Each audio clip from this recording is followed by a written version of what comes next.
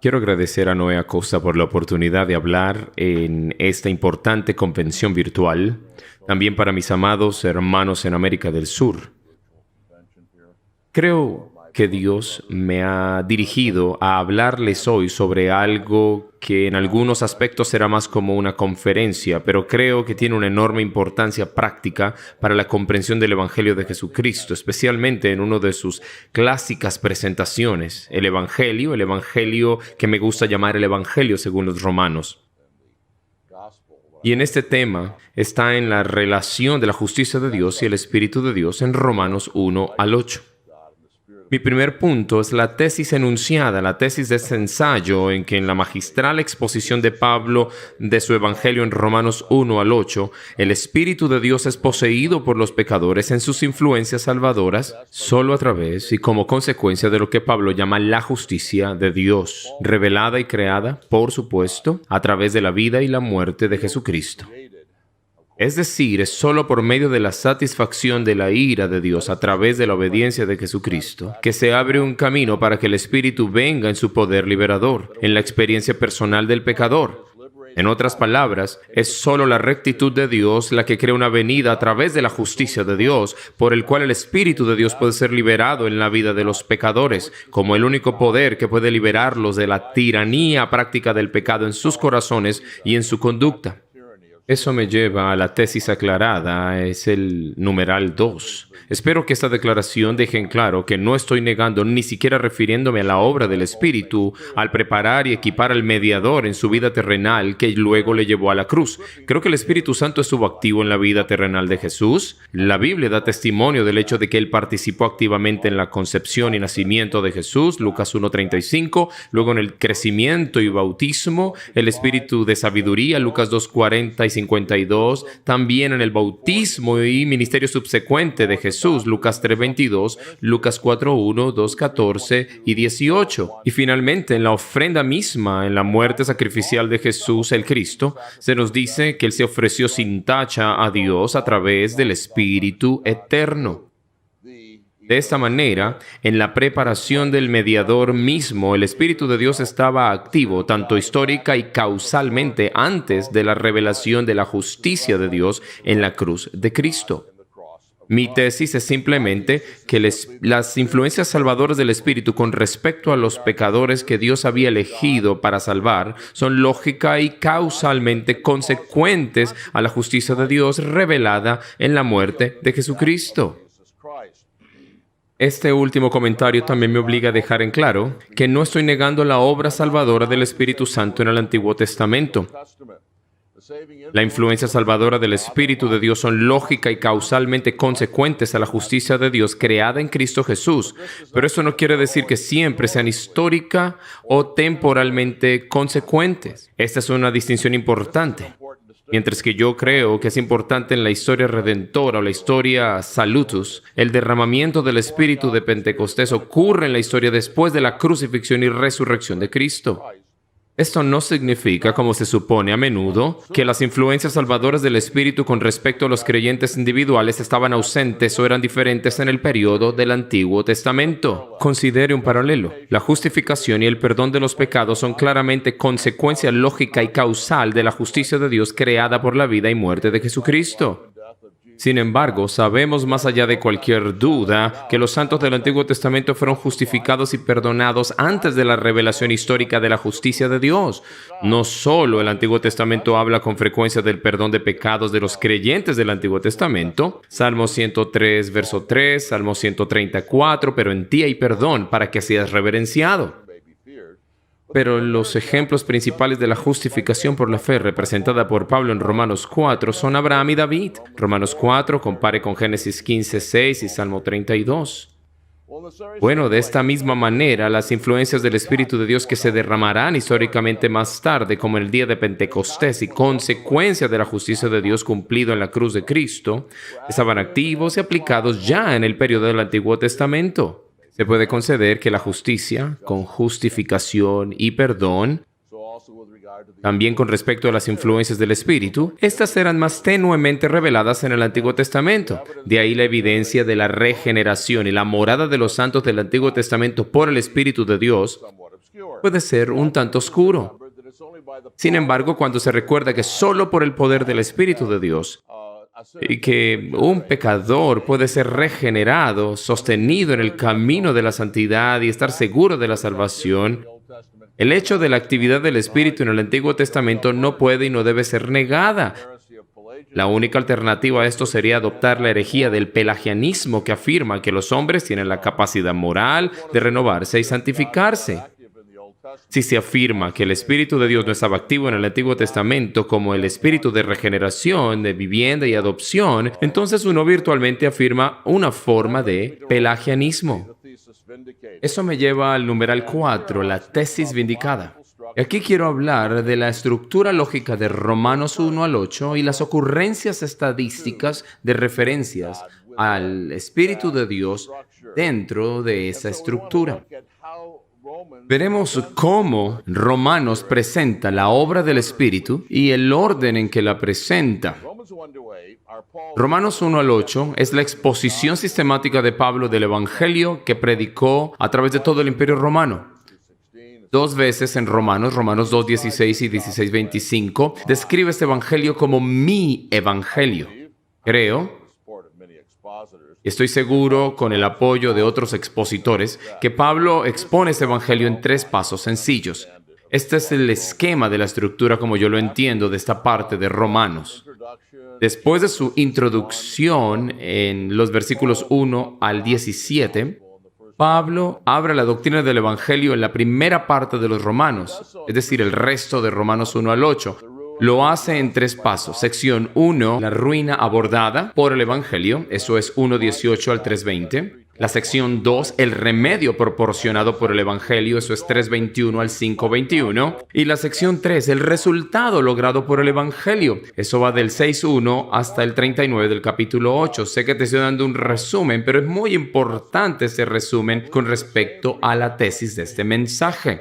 Creo que la misma presentación de 3 pasos del Evangelio de Pablo se puede describir de manera adecuada y sucinta de la siguiente forma. Romanos 1:18 al 3:20 nos enseña que el problema es la ira de Dios. Luego, Romanos 3:21 al 5:21 nos enseña que la solución es la justicia de Dios. Luego, Romanos 6 al 8 nos enseña que el resultado es la vida o el Espíritu de Dios. Varios comentarios nos ayudan a descubrir el significado de este esquema para nuestros propósitos. Primero, creo, hay un acuerdo general con respecto al propósito e incluso el movimiento de Romanos 1:18 al 3:20. Pablo acaba de enunciar el tema de su carta en el verso 16 y 17, que el Evangelio es el poder de Dios para salvación. Pero habiendo dicho eso, y notado que hay poder allí porque en él se revela la justicia de Dios.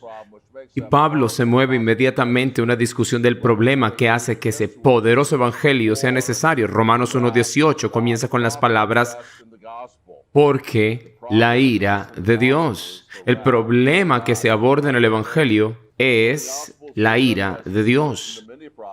En nuestros días, cuando el Evangelio se presenta como solución a muchos problemas, nunca tuvo la intención de abordar esos problemas, o por lo menos secundariamente lo hizo. Es importante reflexionar cuidadosamente de que la ira de Dios es el problema que hace que el Evangelio sea necesario. Y una comprensión adecuada del Evangelio comienza con un entendimiento del problema que aborda.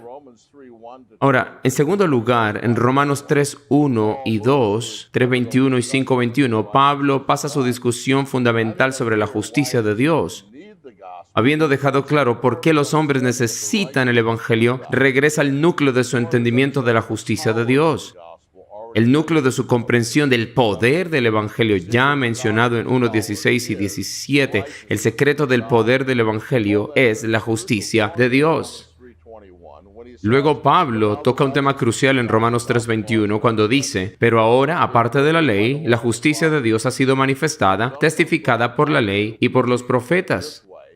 El desarrollo del pensamiento, en mi opinión, procede de la siguiente manera en Romanos 3:21 al 5:21. Así que bajo el título general de que la solución al problema del hombre con la ira de Dios es la justicia de Dios. En primer lugar, tenemos en Romanos 3:21 al 31 la revelación histórica de la justicia de Dios, y luego tenemos en Romanos 4 la confirmación escritural de la justicia de Dios. Entonces tienes en Romanos 5:1 al 11 la reconciliación de la función de la justicia de Dios, y luego en Romanos 5:12 al 21 el fundamento teológico de la justicia de Dios. Déjenme decir solo unas palabras breves sobre cada una de estas 4 divisiones de pensamiento. En primer lugar, la revelación histórica de la justicia de Dios en 3:21 al 31. Aquí, Pablo presenta su comprensión de la justicia de Dios al enfatizar 5 verdades en los versículos 21 al 26 en particular. Luego responde a 3 preguntas al respecto en los versículos 27 al 31. Pablo presenta la justicia de Dios hablando de, primero, su relación paradójica con la ley.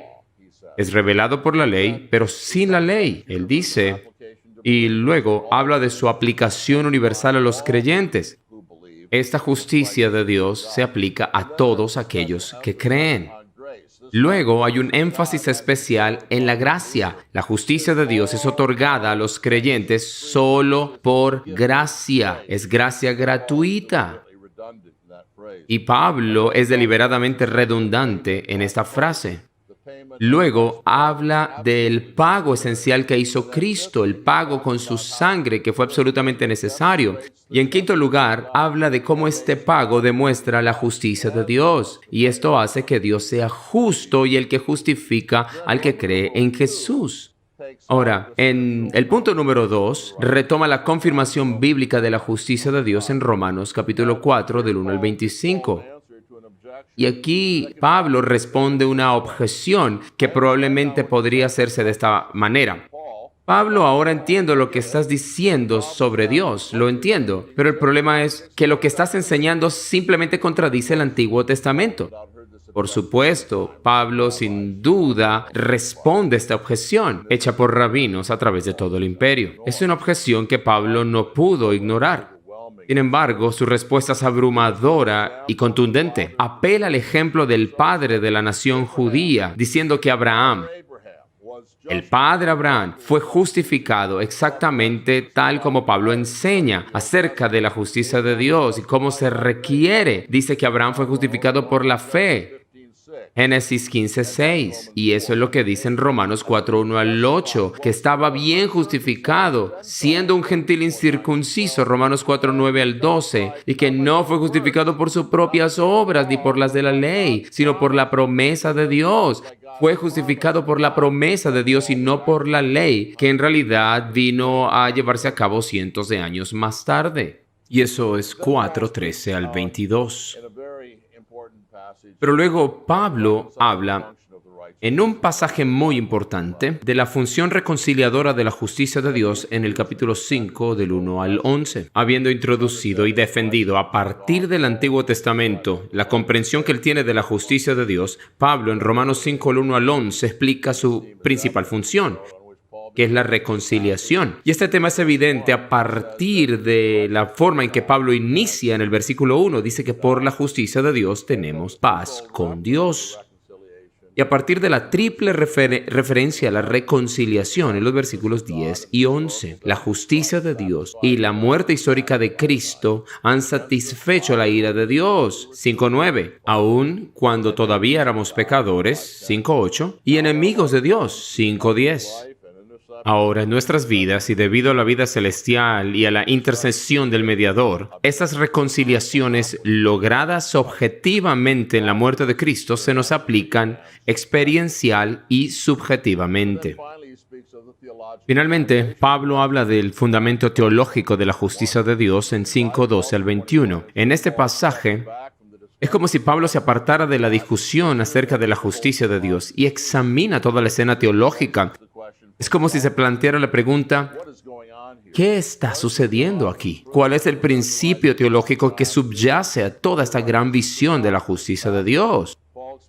Así que Pablo explica que el fundamento teológico de la justicia de Dios es la idea de la representación federal, en particular la cabeza representativa de Adán y Cristo.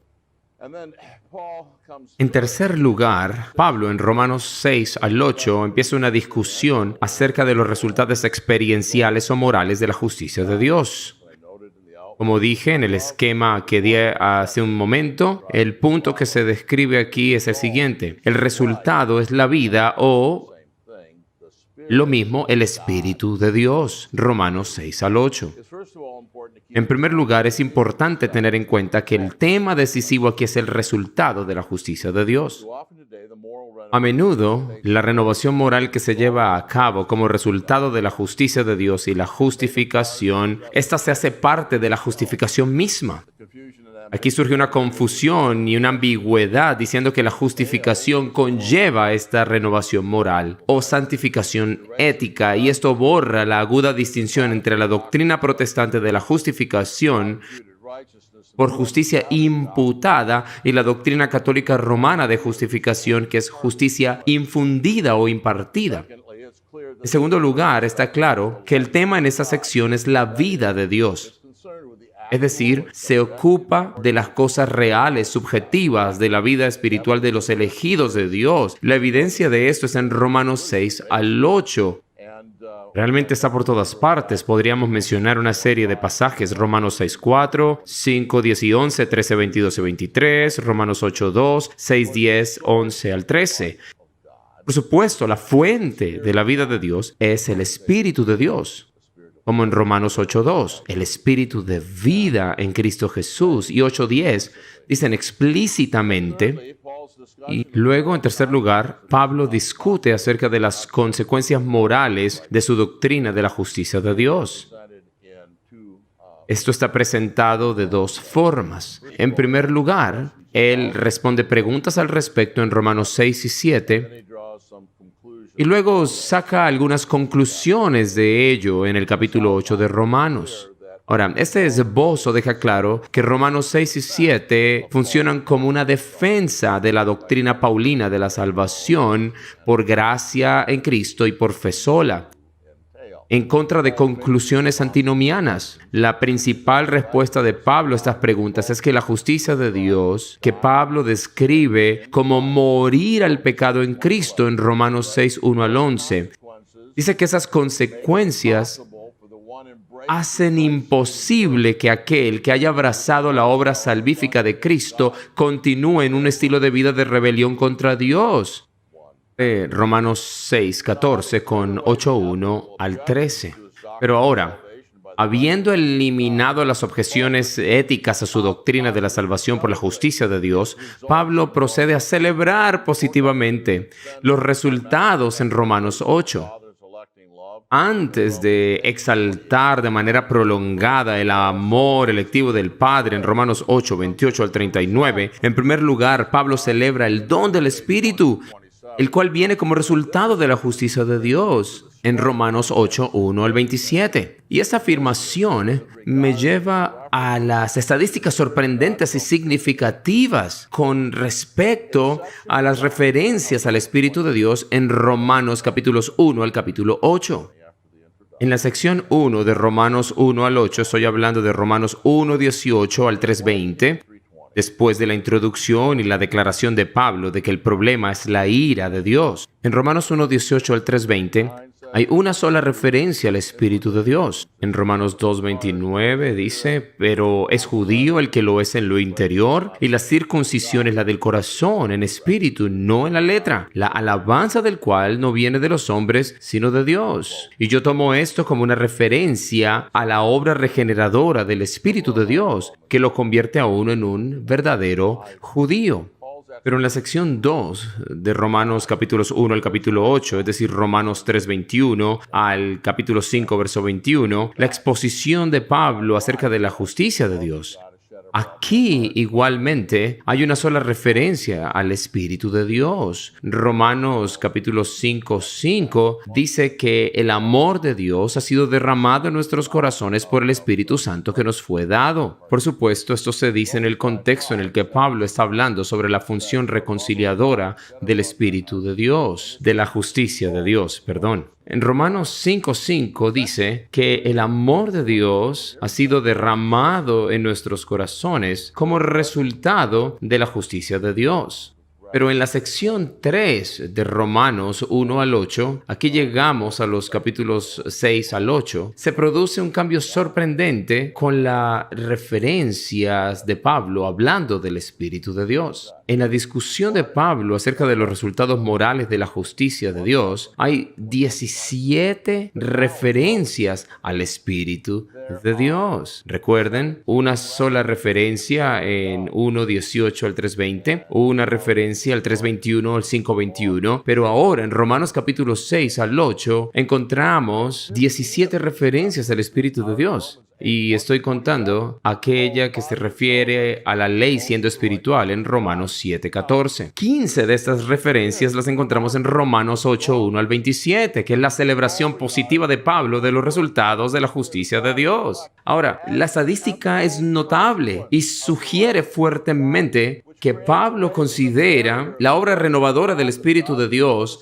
en los elegidos como la consecuencia ética de la justicia de Dios, lo cual crea un camino a través de la barrera de la justicia y de la ira de Dios para que el Espíritu de Dios venga en su obra de libertad en los corazones de los elegidos de Dios. Y esto se confirma por un estudio de referencias particulares al Espíritu de Dios en Romanos 1 al 8. Quiero presentarles algunos de los textos más importantes en Romanos 1 al 8 con respecto al Espíritu de Dios. El primero lo encontramos en la introducción, Romanos 1, 3 y 4, que dice acerca de su Hijo, nuestro Señor Jesucristo, que era del linaje de David según la carne, que fue declarado Hijo de Dios con poder según el Espíritu de Santidad por la resurrección de entre los muertos. Como dije, este texto lo podemos encontrar en la introducción a los Romanos. Ahora, una exégesis antigua común tomó este texto como un contraste evidente en Romanos 1, 3 y 4 como una referencia a la naturaleza divina y humana de Cristo. En mi opinión, una mejor exégesis aquí ve un contraste entre el estado de humillación y el estado de exaltación de Cristo. En la exégesis antigua, el Espíritu de Santidad al que se hace referencia aquí en el versículo 4 se ve como una referencia a la naturaleza divina de Cristo. La mejor exégesis entiende que es una referencia al Espíritu de Dios que resucitó a Cristo de entre los muertos. Compare Romanos 8:11 y lo llevó al estado glorioso, que a menudo se describe en otra parte del Nuevo Testamento, como Juan 20:22, Hechos 2:36, 1 Corintios 15:45, donde dice que fue hecho espíritu vivificante. El Señor es el Espíritu, 2 Corintios 3:17 y 18. Y luego esa maravillosa descripción del Señor como el Cordero que tiene 7 cuernos y 7 ojos,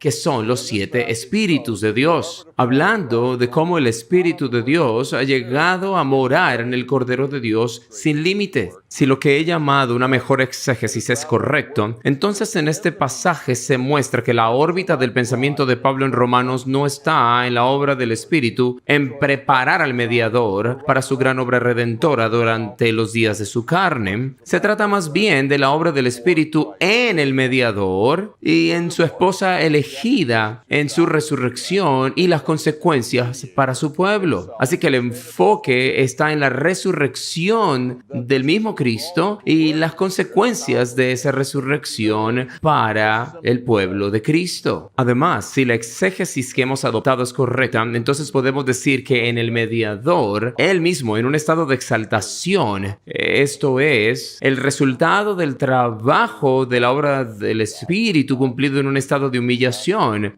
Decimos esto simplemente para confirmar la tesis de este ensayo, de que incluso en el mediador, la plena expresión del poder del Espíritu es la consecuencia de la justicia de Dios. Es la justicia de Dios obrada en la obediencia del último Adán, que es la causa y la fuente de la resurrección de Jesús. como dice el Hijo de Dios, con poder, su obediencia. La justicia de Dios es la causa de su resurrección de la muerte, por la cual esta culpa imputada lo condenó. Por supuesto, en el mediador esto no implica ninguna limpieza del pecado personal, ya que no tuvo pecado. Sin embargo, implica en cuanto a él, así también para su pueblo, que el poder transformador del Espíritu de Dios, incluida su liberación de un estilo de vida de pecado, es el resultado de la justicia de Dios. Pero otro pasaje clave lo encontramos en Romanos 7:6. Dice, pero ahora estamos libres de la ley por haber muerto para aquella en que estábamos sujetos, de modo que sirvamos bajo el régimen nuevo del Espíritu y no bajo el régimen viejo de la letra. Esta es la referencia de Pablo en Romanos 6 y 7, en el que Pablo está respondiendo a aquellas objeciones antinomianas a la doctrina de la justicia de Dios.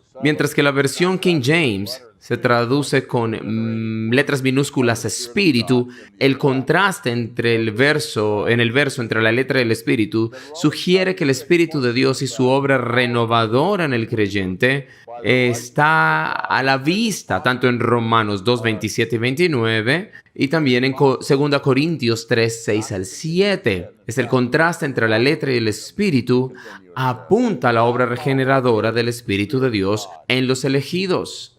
Si eso es correcto, y sin duda lo es, entonces Romanos 7:6 señala el hecho de que el poder desatado en el creyente por la justicia de Dios, el cual le hace posible no continuar en el pecado. De hecho, le hace imposible continuar en el pecado. Este poder es el Espíritu de Dios. Luego llegamos a otro texto particularmente importante, es Romanos 8:2, porque la ley del Espíritu de vida en Cristo Jesús me ha librado de la ley del pecado y de la muerte. La referencia clave al Espíritu de Dios aquí se encuentra en la celebración de los resultados de la justicia de Dios en Romanos 8.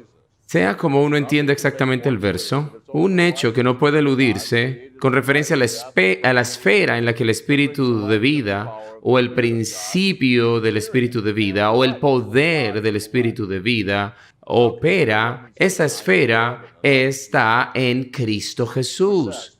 Nada puede aclarar más que solo la justicia de Dios creada en la vida y muerte de Jesucristo, la que trae el poder vivificante del Espíritu de Dios en la experiencia y la vida de los elegidos de Dios. Pero ahora considere Romanos 8, 9 al 11, otro texto clave. Mas vosotros no vivís según la carne, sino según el Espíritu, si es que el Espíritu de Dios mora en vosotros. Y si alguno no tiene el Espíritu de Cristo, no es de él. Pero si Cristo está en vosotros, el cuerpo en verdad está muerto a causa del pecado, mas el Espíritu vive a causa de la justicia. Y si el Espíritu de aquel que levantó de los muertos a Jesús mora en vosotros, el que levantó de los muertos a Cristo Jesús vivificará también vuestros cuerpos mortales por su Espíritu que mora en vosotros. Ahora, esta declaración clave en la celebración continua de Pablo de la obra del Espíritu en los creyentes hace varias afirmaciones muy esclarecedoras. Primero, deja claro que el carecer de la presencia vivificante del Espíritu de Dios marca a alguien como no perteneciente a Cristo. Carecer del Espíritu es estar fuera de Cristo. Segundo, el Espíritu se describe sorprendentemente como el Espíritu de Cristo, sea como se entienda el genitivo de Cristo. Esto conecta estrechamente el Espíritu de Dios con el ser y la obra del mediador resucitado. Tercero, la comunidad de Cristo y los creyentes se afirma sorprendentemente por la afirmación de que es el Espíritu que resucitó a Cristo de los muertos, quien también habita en nosotros. Entonces nuestra propia resurrección por el mismo Espíritu también está asegurada. Cuarto, Pablo hace la sorprendente observación en el verso 10 de que el Espíritu es vida por causa de la justicia. Ahora, la justicia que está en vista aquí debe ser la justicia de Dios, que ha sido el tema de los capítulos anteriores. Siendo este el caso, Pablo afirma directamente que la operación vivificante del Espíritu en nosotros es el resultado de, o es a causa de, o es debido a la justicia de Dios. John Murray observa que el Espíritu Santo no es la vida y la esfera redentora, aparte de la realización de la redención por Cristo. Aquí de nuevo tenemos la misma intimidad e interdependencia. Es solo para decir que el Espíritu Santo no puede ser la vida de la que se habla aquí, aparte de la justicia, la cual es el gran tema de la epístola. Esa causa de la justicia que el apóstol llama la justicia de Dios y que es la justicia y obediencia de Cristo. Que el Espíritu Santo es vida en relación con la anulación de esa muerte que condiciona nuestra situación pecaminosa. Fin de la cita. Bueno, ahora quiero citar algunas aplicaciones de mi tesis, la tesis aplicada. Este es el numeral 4. Y aquí está el primero de todos. Todo tiene que ver con la prioridad de la justicia de Dios y el Espíritu de Dios y sus implicaciones prácticas. La primera aplicación es la prioridad de predicar el Evangelio como la justicia objetiva de Dios sobre el subjetivismo de una predicación del Espíritu que olvida su prioridad. Un peligro de aquellos como yo comprometidos con el calvinismo experiencial y la predicación aplicativa es enfocarse de manera desequilibrada en el corazón de los creyentes con sus luchas, con la santidad, la seguridad de la salvación, la obra del Espíritu y nuestras almas. Y el resultado puede ser que de repente olvidamos enfatizar el evangelio objetivo de la justicia de Dios, que es finalmente la única solución para tales luchas internas. El resultado puede ser una especie de subjetivismo en nuestra predicación, que es realmente contraproducente para todos y para todo lo que esperamos lograr. Por supuesto, debemos aplicar sobre aquellas luchas subjetivas de nuestro pueblo, pero solo debemos hacerlo con un fuerte énfasis generalizado en la justicia de Dios, en el Evangelio, que es la fuente de esos ministerios del Espíritu que tanto nosotros como el pueblo necesitan.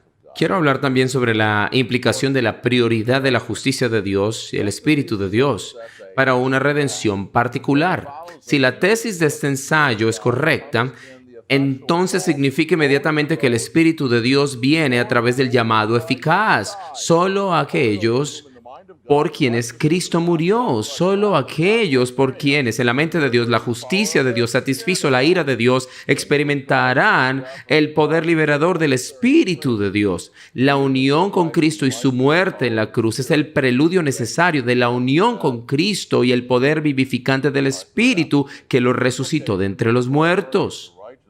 Nuestra tercera aplicación, la implicación de la prioridad de la justicia de Dios al Espíritu de Dios por la distinción entre diferentes fases o dimensiones de la unión con Cristo. Bajo el argumento de este ensayo y asumido en todo lo que afirma, está la distinción entre tres dimensiones o fases de nuestra unión con Cristo. Hay una unión electiva con Cristo. Efesios 1, 3 y 4, somos escogidos en Él. Hay una unión redentora con Cristo, 2 Corintios 5, 14, donde morimos con Cristo incluso desde antes de nacer, en su obra en la cruz.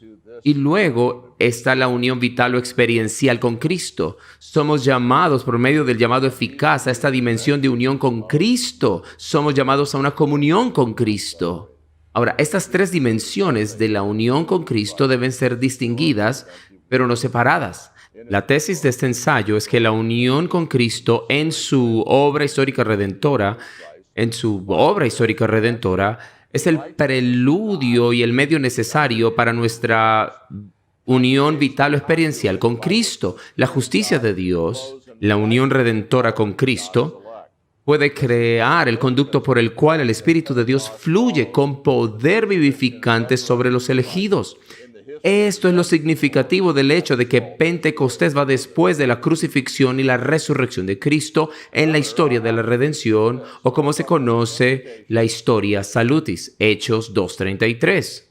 Otra aplicación es esta. Quiero hablar sobre la implicación de la prioridad de la justicia de Dios al Espíritu de Dios para una distinción entre la obra regeneradora del Espíritu que une al pecador con Cristo y la obra del Espíritu después de la unión con Cristo como Espíritu de adopción y santificación. La distinción entre la obra de regeneración del Espíritu al unir al pecador a Cristo y el don del Espíritu al creyente pecador como el Espíritu de adopción y santificación, bueno, esa distinción es tema de otro ensayo.